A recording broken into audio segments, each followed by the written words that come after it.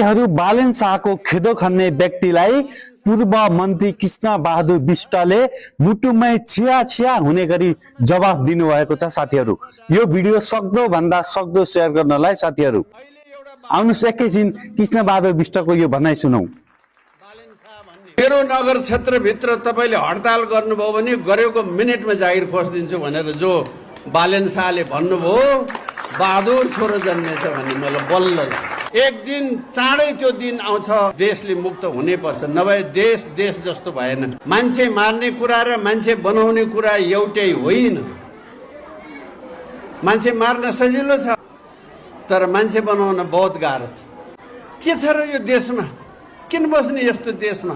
हेर्नुहोस्, अहिले हाम्रो देशै भाँडियो, किनभने नेतृत्व भाँडियो, संविधान भाँडियो,